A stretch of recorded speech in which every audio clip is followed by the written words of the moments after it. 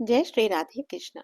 स्कंद पुराण में भगवान सत्यनारायण की महिमा का वर्णन मिलता है, जिसके अनुसार भगवान विष्णु ने नारद को सत्यनारायण व्रत का महत्व बतलाया था।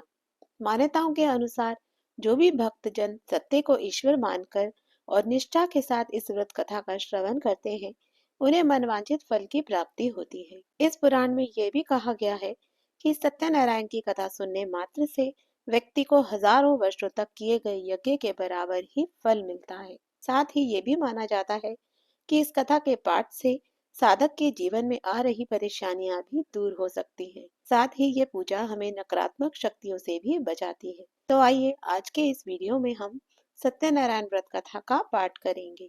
इससे पहले अगर चैनल में आप नए हैं तो चैनल को सब्सक्राइब कर लें और वीडियो अच्छी लगे तो इसे लाइक और शेयर करना ना भूलें। तो आइए शुरू करते हैं। सबसे पहले श्री गणेश जी का स्मरण करते हुए उन्हें नमन करते हैं और हम कथा शुरू करते हैं। जय श्री गणेशाय नमः। श्री सत्यनारायण व्रत कथा का पहला अध्याय। एक समय की बात है, निमिषरायण तीर्थ में शून्यकाती 88,000 ऋषियों ने श्री सुत जी से पूछा, हे प्रभु, इस कलयुग में वेद विद्या रहित मनुष्यों को प्रभु भक्ति किस प्रकार मिल सकती है तथा उनका उद्धार कैसे हो सकता है। हे मुनि श्रेष्ठ, कोई ऐसा तप बताइए जिससे थोड़े समय में ही पुण्य मिले और मनवांछित फल भी मिल जाए। इस प्रकार की कथा सुनने की हम इच्छा रखते हैं। सर्व शास्त्रों से ज्ञाता सूत जी बोले, हे वैष्णव में पूज्य, आप सभी ने प्राणियों की हित की बात पूछी है, इसलिए मैं एक ऐसे श्रेष्ठ व्रत को आप लोगों को बताऊंगा जिसे नारद जी ने लक्ष्मी नारायण जी से पूछा था और लक्ष्मीपति ने मुनि श्रेष्ठ नारद जी से कहा था। सो आप इसे ध्यान से सुनिए। एक समय की बात है, योगी राज नारद जी दूसरों के हित की इच्छा लिए अनेकों लोकों में घूमते हुए मृत्यु लोक में आ पहुंचे। यहाँ उन्होंने अनेक योनियों में जन्मे प्राय सभी मनुष्यों को अपने कर्मों द्वारा अनेकों दुखों से पीड़ित देखा। उनका दुख देखकर नारद जी सोचने लगे कि कैसा यत्न किया जाए जिसके करने से निश्चित रूप से मानव के दुखों का अंत हो जाए। इसी विचार पर मनन करते हुए वे विष्णु लोक को गए।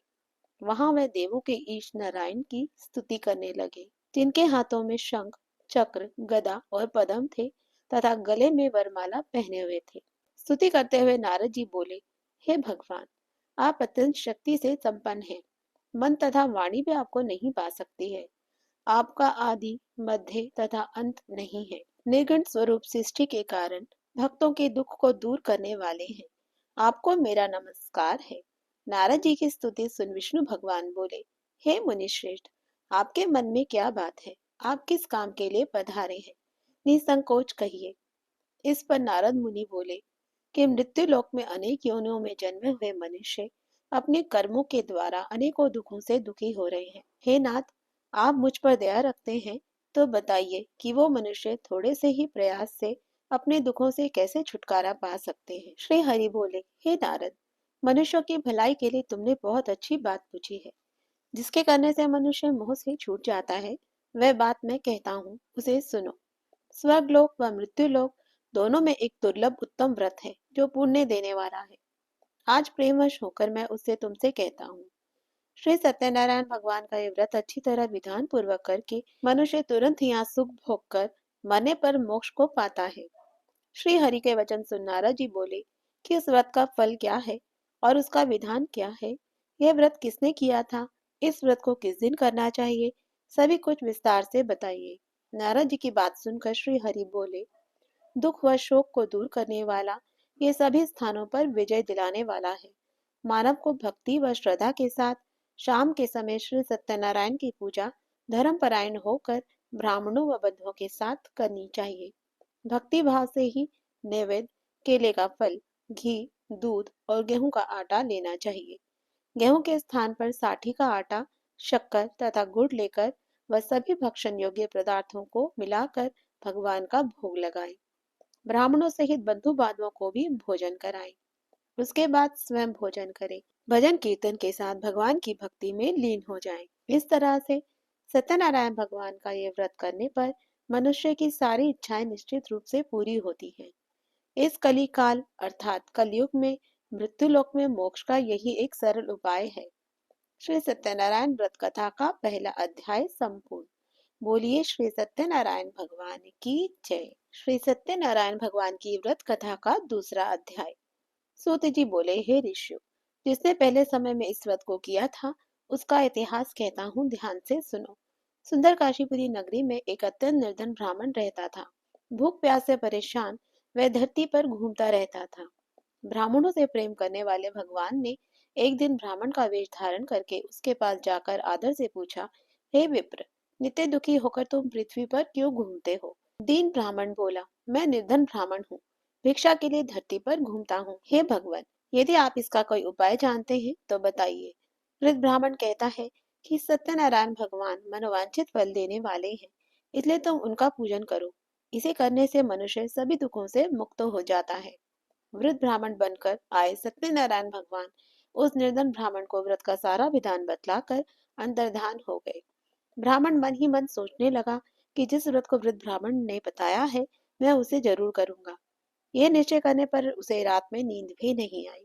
वह सवेरे उठकर सत्यनारायण भगवान के व्रत का निश्चय कर भिक्षा के लिए चला गया।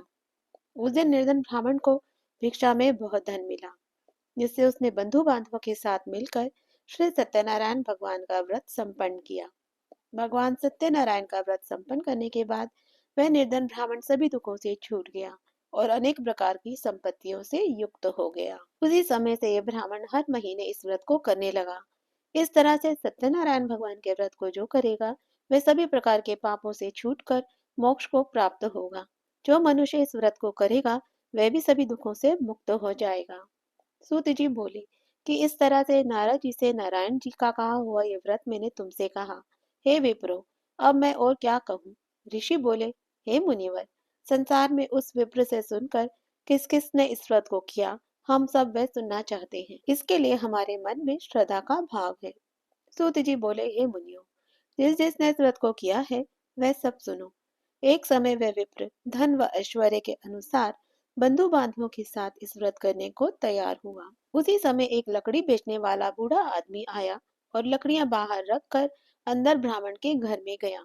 प्यास से दुखी वह लकड़हारा उनको व्रत करते देखकर विप्र से नमस्कार करके पूछने लगा कि आप ये क्या कर रहे हैं और इसके करने से क्या फल मिलता है, कृपया मुझे भी बताएं। ब्राह्मण ने कहा कि सब मनोकामनाओं को पूरा करने वाला ये सत्यनारायण भगवान का व्रत है।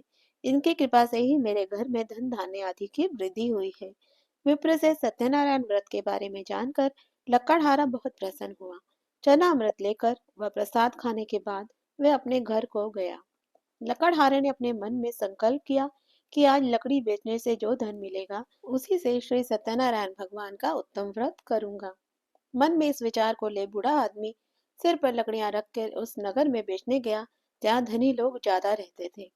उस नगर में उसे अपनी लकड़ियों का दाम पहले दिनों से 4 गुना अधिक मिला। वह बूढ़ा प्रसन्नता के साथ दाम लेकर केले, शक्कर, घी, दूध, दही और गेहूं का आटा ले और सत्यनारायण भगवान के व्रत की अन्य सामग्रियों को लेकर अपने घर को गया। वहां उसने अपने बंधु बांधवों को बुलाकर विधि विधान से सत्यनारायण भगवान का पूजन और व्रत किया। इस व्रत के प्रभाव से वह बूढ़ा लकड़हारा धन, पुत्र आदि से युक्त होकर संसार के समस्त सुख भोग कर अंतकाल में बैकुंठ धाम को चला गया। श्री सत्यनारायण व्रत कथा का दूसरा अध्याय संपूर्ण। बोलिए श्री सत्यनारायण भगवान की जय। श्री सत्यनारायण भगवान की व्रत कथा का तीसरा अध्याय। सूत जी बोले, हे श्रेष्ठ मुनियों, अब आगे की कथा कहता हूँ। पहले समय में उल्कामुख नाम का एक बुद्धिमान राजा था। वह सत्यवक्ता और जितेंद्रिय था। प्रतिदिन देवस्थानों पर जाता और निर्धनों को धन देकर उनके कष्ट दूर करता था। उसकी पत्नी कमल के समान मुख वाली तथा सती साध्वी थी। भद्रशिला नदी के तट पर उन दोनों ने श्री सत्यनारायण भगवान का व्रत किया। उसी समय साधु नाम का एक वैश्य आया। उसके पास व्यापार करने के लिए बहुत सा धन भी था। राजा को व्रत करते हुए देखकर वह विनय के साथ पूछने लगा, हे राजन, भक्ति युक्त चित्त से आप ये क्या कर रहे हैं? मैं सुनने की इच्छा रखता हूँ, तो आप मुझे बताइए। राजा बोला, हे साधु, अपने बंधु बांधवों के साथ पुत्र आदि की प्राप्ति के लिए एक महाशक्तिमान श्री सत्यनारायण भगवान का व्रत व पूजन कर रहा हूँ। राजा के वचन सुन साधु आदर से बोला, हे राजन, मुझे इस व्रत का सारा विधान कहिए। आपके कथा अनुसार मैं भी इस व्रत को करूंगा। मेरे भी कोई संतान नहीं है और इस व्रत को करने से निश्चित रूप से मुझे संतान की प्राप्ति होगी। राजा से व्रत के सारा विधान सुन व्यापार से निर्वृत्त हो वह अपने घर को गया। साधु वैश्य ने अपनी पत्नी को संतान देने वाले उस व्रत का समाचार सुनाया और कहा कि जब मेरी संतान होगी तब मैं इस व्रत को करूंगा। साधु ने इस तरह से अपने वचन अपनी पत्नी लीलावती से कहे। एक दिन लीलावती पति के साथ आनंदित हो संसारिक धर्म में प्रवृत्त होकर सत्यनारायण भगवान की कृपा से गर्भवती हो गई। 10वें महीने में उसके गर्भ से एक सुंदर कन्या ने जन्म लिया। दिनों दिन वह ऐसे बढ़ने लगी जैसे शुक्ल पक्ष का चंद्रमा बढ़ता है। माता पिता ने अपनी कन्या का नाम कलावती रखा। एक दिन लीलावती ने मीठे शब्दों में अपने पति को याद दिलाया कि आपने सत्यनारायण भगवान के जिस व्रत को करने का संकल्प किया था उसे करने का समय आ गया है। आप इस व्रत को करिए। साधु बोला कि हे प्रिय, इस व्रत को मैं इसके विवाह पर करूंगा। इस प्रकार अपनी पत्नी को आश्वासन दे वह नगर को चला गया। कलावती पिता के घर में रहकर वृद्धि को प्राप्त हो गई। साधु ने एक बार नगर में अपनी कन्या को सखियों के साथ देखा तो तुरंत ही दूत को बुलाकर कहा कि मेरी कन्या के योग्य वर देखकर लाओ। साधु की आज्ञा पाकर दूत कंचन नगर पहुंचा और वहां देखभाल कर लड़की के लिए सुयोग्य वाणिक पुत्र को ले आया। सुयोग्य लड़के को देख साधु ने बंधु बांधवों को बुलाकर अपनी पुत्री का विवाह उसके साथ कर दिया। लेकिन दुर्भाग्य की बात यह थी कि साधु ने अभी भी श्री सत्यनारायण भगवान का व्रत नहीं किया। इस पर श्री भगवान क्रोधित हो गए और श्राप दिया कि तुम्हें दारुण दुख प्राप्त होगा। अपने कार्य में कुशल साधु बनिया जमाई को लेकर समुद्र के पास स्थित रत्नपुर नगर में गया। वहां दोनों ससुर जमाई चंद्रकेतु राजा के नगर में व्यापार करने लगे। एक दिन भगवान सत्यनारायण की माया से प्रेरित कोई चोर राजा का धन चुराकर भागा जा रहा था। उसने राजा के सिपाहियों को अपने पीछे आते देखकर राजा के धन को वहीं रख दिया जहां वो ससुर जमाई ठहरे हुए थे। राजा के सिपाहियों ने साधु वेश्या के पास राजा के धन को रखा देखा तो वे ससुर जमाई दोनों को बांधकर प्रसन्नता से राजा के पास ले गए और कहा कि इन दोनों चोरों को हम पकड़ कर लाए हैं, आप आगे की कार्यवाही की आज्ञा दें। राजा की आज्ञा से उन दोनों को कठिन कारावास में डाल दिया गया और उनका सारा धन छीन लिया गया। श्री सत्यनारायण भगवान के श्राप से साधु की पत्नी भी बहुत दुखी हुई। घर में जो धन रखा था उसे चोर चुरा कर ले गए। शारीरिक तथा मानसिक पीड़ा व भूख प्यास से अति दुखित हो अन्न की चिंता में कलावती एक ब्राह्मण के घर गई। वहां उसने श्री सत्यनारायण भगवान का व्रत होते देखा। फिर कथा भी सुनी और प्रसाद ग्रहण कर वह रात को घर वापस आई। माता के कलावती से पूछा कि हे पुत्री, अब तक कहाँ रही व तेरे मन में क्या है। कलावती ने अपनी माता से कहा, हे माता, मैंने एक ब्राह्मण के घर में श्री सत्यनारायण भगवान का व्रत होते देखा है। कन्या के वचन सुनकर लीलावती भगवान के पूजन की तैयारी करने लगी। लीलावती ने परिवार और बधुओं सहित सत्यनारायण भगवान का पूजन किया और उनसे वर मांगा कि मेरे पति और दामाद शीघ्र घर आ जाएं। साथ ही ये प्रार्थना की कि हम सबका अपराध क्षमा करें। श्री सत्यनारायण भगवान इस व्रत से संतुष्ट हो गए और राजा चंद्रकेतु को सपने में दर्शन देकर कहा, हे राजन, तुम उन दोनों वैश्यों को छोड़ दो और तुमने उनका जो धन लिया है उसे वापस कर दो। अगर ऐसा नहीं किया तो मैं तुम्हारा धन, राज्य व संतान सभी को नष्ट कर दूंगा। राजा को ये सब कहकर वह अंतर्धान हो गए। प्रातःकाल सभा में राजा ने अपना सपना सुनाया। फिर बोला कि वाणिक पुत्रों को कैद से मुक्त कर सभा में लेकर आओ। दोनों ने आते ही राजा को प्रणाम किया। राजा मीठी वाणी में बोला, हे महानुभावों, भाग्यवश ऐसा कठिन दुख तुम्हें प्राप्त हुआ है, लेकिन अब तुम्हें कोई भय नहीं है। ऐसा कहकर राजा ने उन दोनों को नए नए वस्त्राभूषण भी पहनाए और जितना धन उसका लिया था उससे दुगना धन वापस कर दिया। दोनों वैश्य अपने घर को चल दिए। श्री सत्यनारायण व्रत कथा का तीसरा अध्याय संपूर्ण। बोलिए श्री सत्यनारायण भगवान की जय। सत्यनारायण भगवान की व्रत कथा का चौथा अध्याय। सूत जी बोले, वैश्य ने मंगलाचार करके अपनी यात्रा आरंभ की और अपने नगर की ओर चल दिए। उनके थोड़ी दूर जाने पर एक दंडी वेशधारी श्री सत्यनारायण ने उनसे पूछा, हे साधु, तेरी नाव में क्या है। अभिमानी वणिक हंसता हुआ बोला, हे दंडी, आप क्यों पूछते हो, क्या धन लेने की इच्छा है। मेरी नाव में तो बेल और पत्ते भरे हुए हैं। वैश्य का कठोर वचन सुनकर भगवान बोले, तुम्हारा वचन सत्य हो। दंडी ऐसे वचन कहकर वहां से दूर चले गए। कुछ दूर जाकर समुद्र के किनारे बैठ गए। दंडी के जाने के बाद साधु वैश्य ने नित्य क्रिया के पश्चात नाव को ऊंची उठते देखकर अचंभा किया और नाव में बेल पत्ते आदि देखकर मूर्छित हो जमीन पर गिर पड़ा। मूर्छा खुलने पर वह अत्यंत शोक में डूब गया। तब उसका दामाद बोला कि आप शोक ना करें, ये दंडी का श्राप है, इसलिए हमें उनकी शरण में जाना चाहिए, तभी हमारी मनोकामना पूरी होगी। दामाद की बात सुनकर वह दंडी के पास पहुंचा और अत्यंत भक्ति भाव नमस्कार करके बोला, मैंने जो आपसे असत्य वचन कहे थे उनके लिए आप मुझे क्षमा दें। ऐसा कहकर महान शोकातुर हो रोने लगा। तब दंडी भगवान बोले, हे वाणिक पुत्र, मेरी आज्ञा से बार बार तुम्हें दुख प्राप्त हुआ है, तो मेरी पूजा से विमुख हुआ। साधु बोला, हे भगवान, आपकी माया से मोहित ब्रह्मा आदि भी आपके रूप को नहीं जानते, तब मैं अज्ञानी कैसे जान सकता हूँ। आप प्रसन्न होइए, मैं सामर्थ्य के अनुसार आपकी पूजा करूंगा। मेरी रक्षा करो और पहले के समान नौका में धन भर दो। साधु वैश्य के भक्ति पूर्वक वचन सुनकर भगवान प्रसन्न हो गए और उसकी इच्छा अनुसार वरदान देकर अंतर्धान हो गए। ससुर जमाई जब नाव पर आए तो नाव धन से भरी हुई थी। फिर वहीं अपने साथियों के साथ सत्यनारायण भगवान का पूजन कर वे अपने नगर को चल दिए। जब नगर के नजदीक पहुंचे तो दूत को घर पर खबर करने के लिए भेज दिया। दूत साधु की पत्नी को प्रणाम कर कहता है कि मालिक अपने दामाद सहित नगर के निकट आ गए हैं। दूत की बात सुन साधु की पत्नी लीलावती ने बड़े हर्ष के साथ सत्यनारायण भगवान का पूजन कर अपनी पुत्री कलावती से कहा कि मैं अपने पति के दर्शन को जाती हूँ, तू कार्य पूर्ण कर शीघ्र आ जा। माता के ऐसे वचन सुनकर कलावती जल्दी में प्रसाद छोड़कर अपने पति के पास चली गई। प्रसाद की अवज्ञा के कारण श्री सत्यनारायण भगवान रुष्ट हो गए और नाव सहित उसके पति को पानी में डुबो दिया। कलावती अपने पति को ना देखकर रोती हुई जमीन पर गिर गई। नौका को डूबा हुआ देख व कन्या को रोता देख साधु दुखित हो बोला, हे प्रभु, मुझसे या मेरे परिवार से जो भूल हुई है उसे क्षमा करें। साधु के दीन वचन सुनकर श्री सत्यनारायण भगवान प्रसन्न हो गए और आकाशवाणी हुई, हे साधु, तेरी कन्या मेरे प्रसाद को छोड़कर आई है, इसलिए इसका पति अदृश्य हो गया है। यदि वह घर जाकर प्रसाद खाकर लौटती है तो उसे उसका पति अवश्य मिलेगा। ऐसी आकाशवाणी सुनकर कलावती घर पहुंचकर प्रसाद खाती है और फिर आकर अपने पति के दर्शन करती है। उसके बाद साधु ने अपने बंधु बांधवों सहित श्री सत्यनारायण भगवान का विधि विधान से पूजन किया। इस लोक का सुख भोग कर वह अंत में स्वर्गलोक को गया। श्री सत्यनारायण व्रत कथा का 14वां अध्याय संपूर्ण। बोलिए श्री सत्यनारायण भगवान की जय। सत्यनारायण भगवान की व्रत कथा का 5वां अध्याय।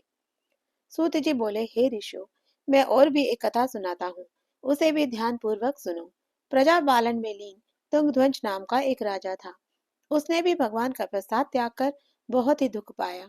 एक बार वन में जाकर वन्य पशुओं को मारकर वह बड़ के पेड़ के नीचे आया।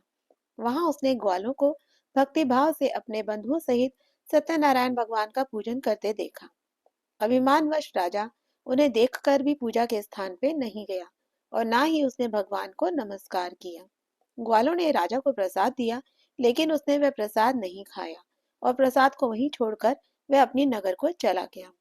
जब वह नगर में पहुंचा तो वहां सब कुछ तहस नहस हुआ पाया, तो वह शीघ्र ही समझ गया कि यह सब भगवान ने किया है। वह दोबारा ग्वालों के पास पहुंचा और विधि पूर्वक पूजन कर प्रसाद खाया तो श्री सत्यनारायण भगवान की कृपा से सब कुछ पहले जैसा ही हो गया। दीर्घ काल तक सुख भोगने के बाद मरणोपरांत उसे स्वर्गलोक की प्राप्ति हुई। जो मनुष्य इस परम दुर्लभ व्रत को करेगा, भगवान सत्यनारायण की अनुकंपा से उसे धन धान्य की प्राप्ति होती है, निर्धन धनी हो जाता है और भय मुक्त जीवन जीता है। संतानहीन मनुष्य को संतान सुख मिलता है और सारे मनोरथ पूर्ण होने पर मानव अंत काल में बैकुंठ धाम को जाता है। सूत जी बोले, जिन्होंने पहले इस व्रत को किया है, अब उनके दूसरे जन्म की कथा कहता हूँ। वृषतानंद ब्राह्मण ने सुदामा का जन्म लेकर मोक्ष को प्राप्त किया। लक्कड़हारे ने अगले जन्म में निषाद बनकर मोक्ष प्राप्त किया। उल्कामुख नाम का राजा दशरथ होकर बैकुंठ को गए। साधु नाम के वैश्य ने मोरध्वज बनकर अपने पुत्र को आरे से चीर कर मोक्ष पाया। महाराज तुंगध्वज ने स्वयंभू होकर भगवान में भक्ति युक्त हो कर्म कर मोक्ष पाया। श्री सत्यनारायण व्रत कथा का 5वां अध्याय संपूर्ण। बोलिए श्री सत्यनारायण भगवान की जय। तो ये थी श्री सत्यनारायण व्रत कथा। अगर आपको ये वीडियो अच्छी लगी हो तो चैनल को सब्सक्राइब करके बेल आइकन को ऑल पर क्लिक करें ताकि ऐसी ही वीडियो की नोटिफिकेशंस आपको मिल सके। तब तक के लिए राधे राधे।